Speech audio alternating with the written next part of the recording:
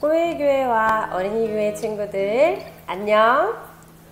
2020년 5월 17일 꼬일교회와 어린이교회 주일 예배를 시작하도록 하겠습니다.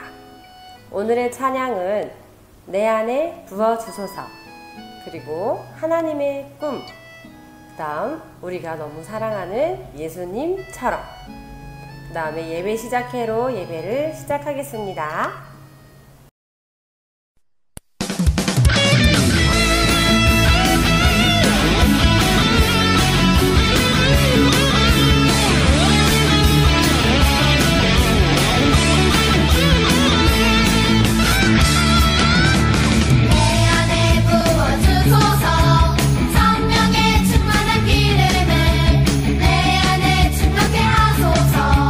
성령의 기름으로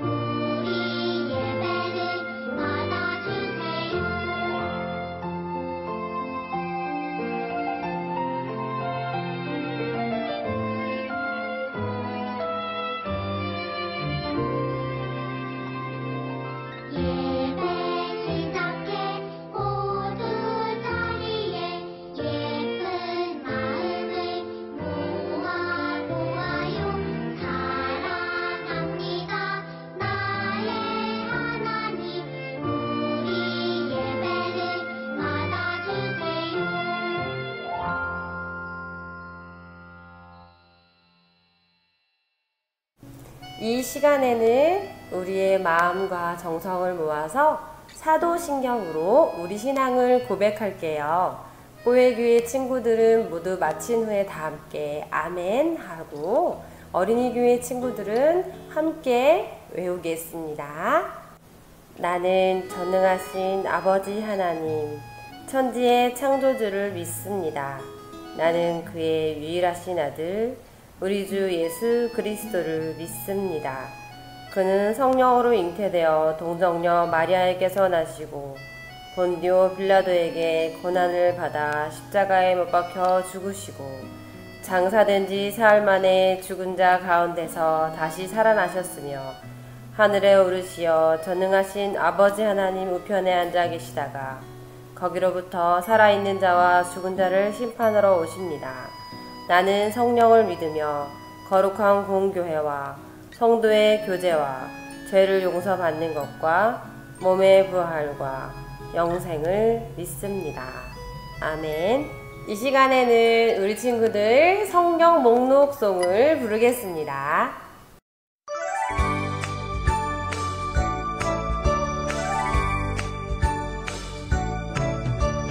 창세기, 출애굽기, 레위기, 민수기, 신명기, 여호수아, 사사기, 룻기, 사무엘, 상하, 열왕기, 상하, 역대상하, 에스라, 느헤미야, 에스더, 욥기, 시편, 잠언, 전도서, 하가, 이사야, 예레미야, 애가, 에스겔, 다니엘, 호세아, 요엘, 아모스, 오바댜, 요나, 미가, 나훔, 하박국, 스바냐, 학개, 스가랴, 말라기.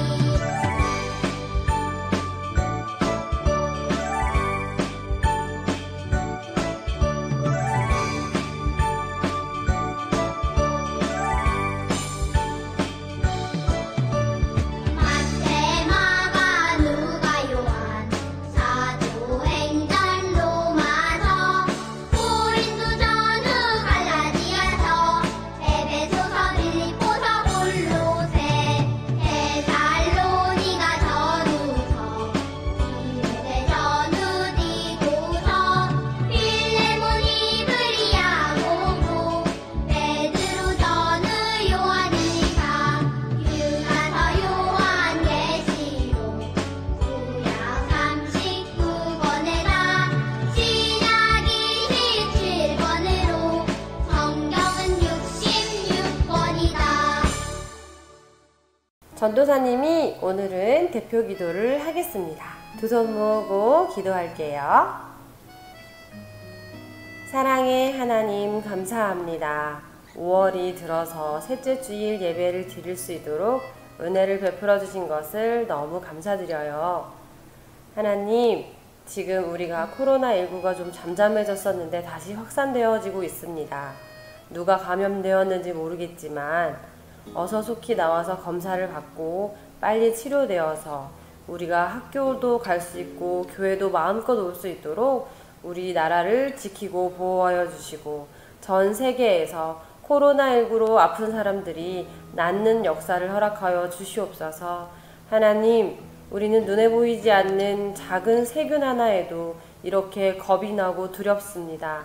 그런데 우리는 눈에 보이지 않는 하나님이라고, 하나님을 믿지 않고 세상에서 내가 마음대로 살았던 것을 돌아보며 반성하고 회개합니다.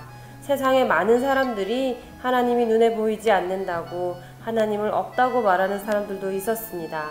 그런데 이번 일을 통하여서 하나님의 살아계심과 하나님의 역사하심을 다시 한번 깨달아 알 수 있는 그런 우리 사람들 되어서 코로나19가 종식되면 하나님 아버지 앞에 나와 우리들이 회개할 것이 무엇인지 찾아보고 더욱 기도할 수 있는 전 세계 될 수 있도록 도와주시고 우리 지구 될 수 있도록 도와주셔서 지구의 아픈 곳들이 다 낫는 그런 역사가 있게 하여 주시옵소서. 하나님, 우리 예수님이 오실 날이 점점 더 가까워옴도 깨닫습니다. 저희들 온라인 예배로 예배드리지만 이 예배 가운데에도 성령님 임재하여 주시고 우리가 나누는 말씀 가운데도 하나님 함께하여 주셔서 말씀을 들을 때마다 깨달음의 역사를 허락하여 주시옵소서. 예수님 이름으로 기도드립니다. 아멘. 네, 오늘 말씀은 사도행전 7장 54절부터 60절까지예요. 오늘은 조금 길어요. 그래서 갖고 있는 성경책 한번 찾아보도록 할게요. 사도행전 7장 54절부터 60절까지예요. 우리 꼬예교회 친구들은 마지막 구절만 전도사님 따라서 읽고, 우리 어린이교회 친구들은 형광펜을 들고 54절부터 60절까지 체크를 하도록 할게요. 사도행전 7장 54절부터 60절 모두 찾았죠? 그러면 전도사님이 봉독합니다. 그들이 이 말을 듣고 마음에 찔려 그를 향하여 이를 갈거늘 스데반이 성령 충만하여 하늘을 우러러 주목하여 하나님의 영광과 예수께서 하나님 우편에 서신 것을 보고 말하되, 보라, 하늘이 열리고 인자가 하나님 우편에 서신 것을 보노라 한데, 그들이 큰 소리를 지르며 귀를 막고 일제히 그에게 달려들어 성 밖으로 내치고 돌로 칠세. 증인들이 옷을 벗어 사울이라 하는 청년의 발 앞에 두니라. 그들이 돌로 스데반을 치니 스데반이 부르짖어 이르되, 주 예수여, 내 영혼을 받으시옵소서 하고 무릎을 꿇고 크게 불러 이르되, 주여, 이 죄를 그들에게 돌리지 마옵소서. 이 말을 하고 자니라. 꼬예교회 친구들 따라 읽겠습니다. 무릎을 꿇고 크게 불러 이르되, 주여, 이 죄를 그들에게 돌리지 마옵소서. 이 말을 하고 자니라. 아멘. 이제 말씀을 전하겠습니다. 우리 복음에는 어떤 것이 있을까요? 바로 예수님의 십자가 복음이 있습니다. 복음에는 그래서 놀라운 힘이 있어요 라는 제목으로 오늘 말씀을 전하려고 합니다. 누군가가 나를 위협한다면은 우리는 어떤 반응을 보일까요? 전도사님도 누군가가 위협한다고 하면 엄청 열심히 내가 가진 주먹으로 대항할 것 같아요. 영상으로 한번 봅시다.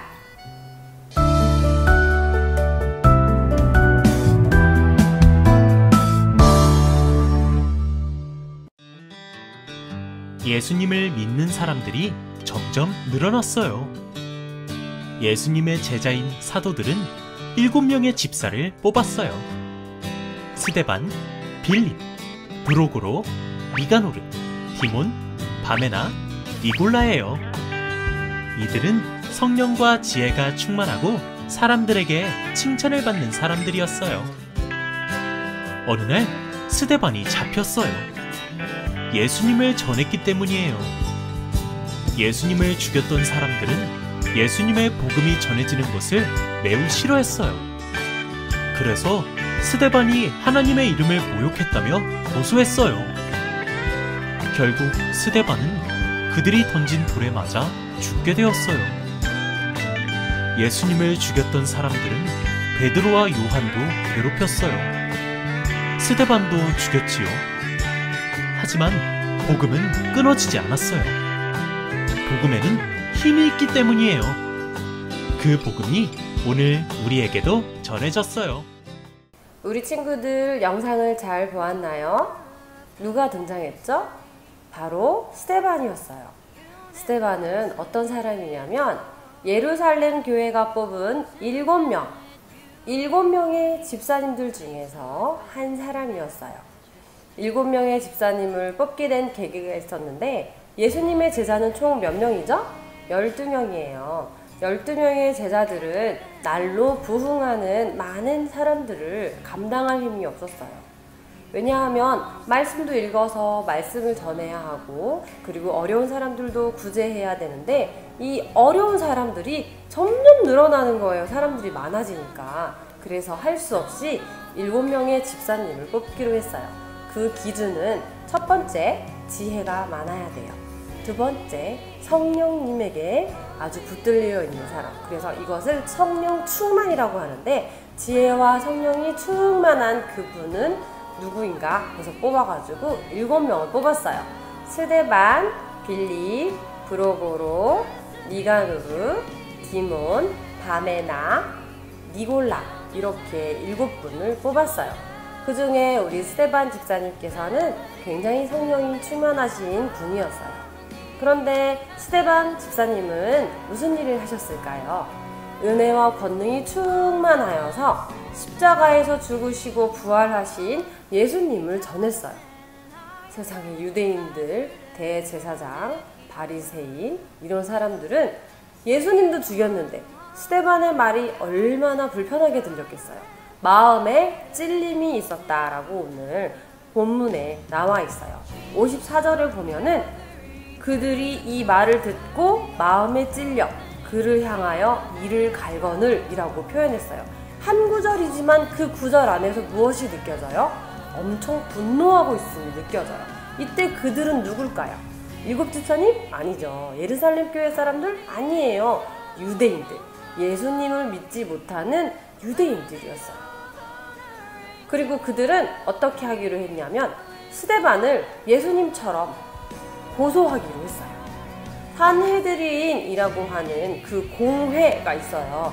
이것은 엄청 큰 종교기관인데 이 종교기관에다가 스데반을 고소했어요. 스데반이 전하는 말은 하나님을 모독한다. 예수님 때랑 똑같은 소리 하고 있네. 그쵸? 두 번째는 하나님을 모욕하는 사람이니 죽여야 한다 라고 고소했어요. 그리고 이걸로 끝이 났으면 다행이었을 텐데 그들은 어떻게 했냐면 스데반의 설교를 듣고 마음이 찔리고 이를 갈게 될 만큼 분노해서 사람 머리만한 돌을 가지고 스데반을 돌로 쳤어요. 그때 어떤 일이 일어났냐면 스데반이 성령이 충만해서 하늘이 이렇게 열렸어요. 여러분, 우리 죽을 때는 하늘이 열리는 걸 직접 볼 수 있대요. 실제로. 신기하죠? 전도사님도 아직은 경험해보지 못했어요. 죽지 않아서.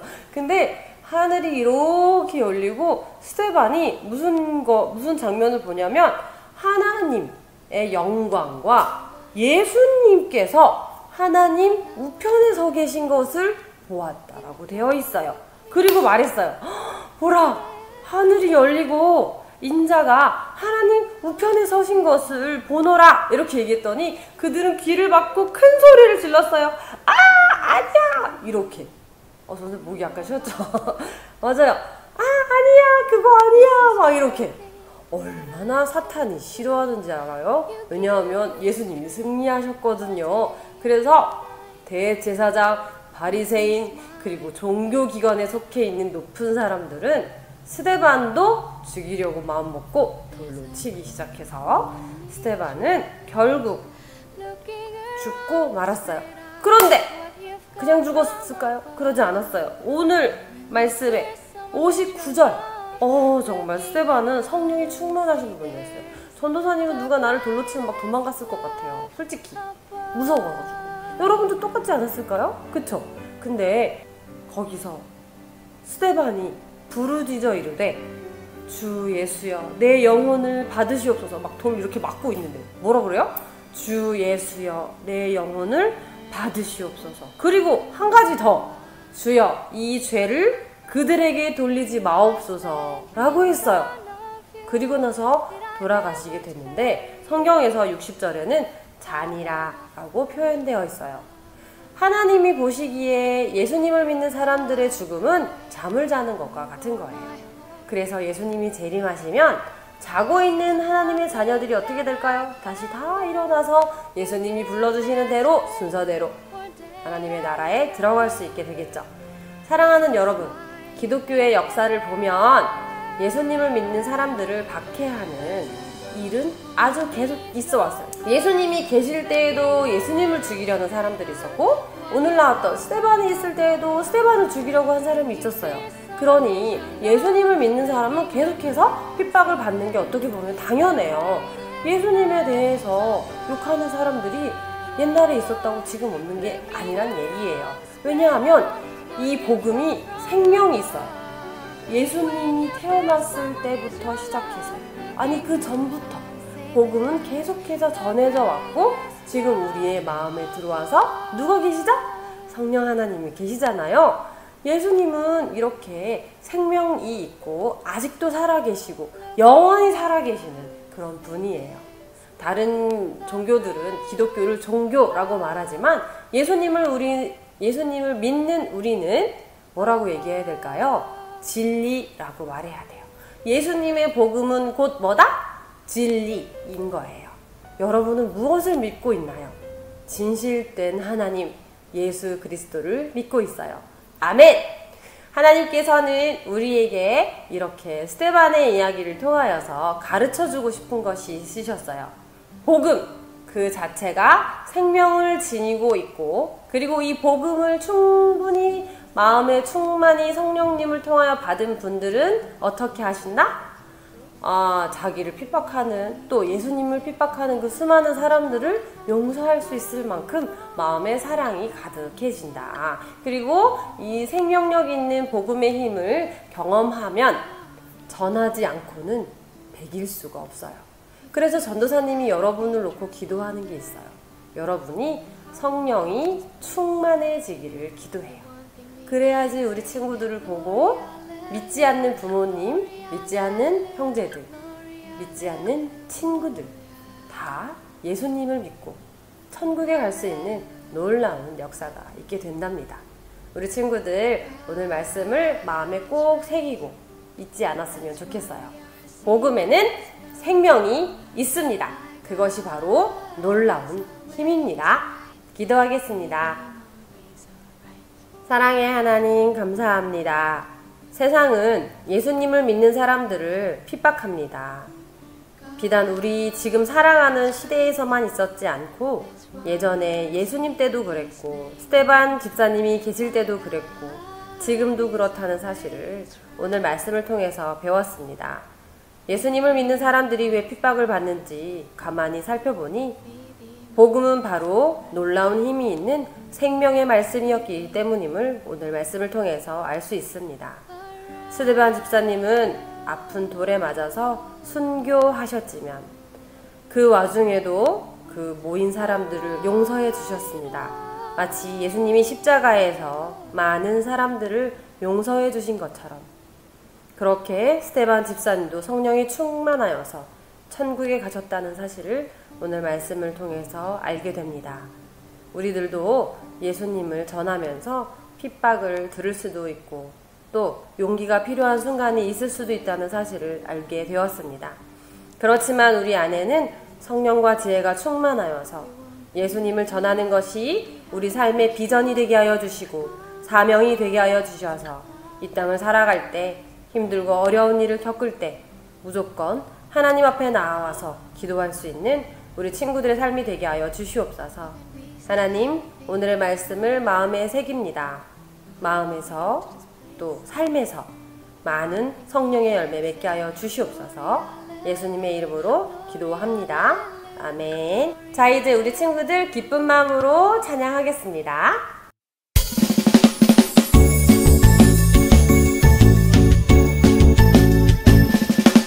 정성 없이 드리는 것 아니죠. 아낌없이 드리는 것 좋아요. 나의 마음과 정성 다해 주님께 즐거이 헌신해요. 주님처럼 나의 마음과 정성을 다해 즐거이 헌신하며 아낌없이 드리네. 나의 마음과 정성을 다해 기쁜 마음으로 주께 드려요. 이제 주기도문송 부르고 예배를 마칠게요.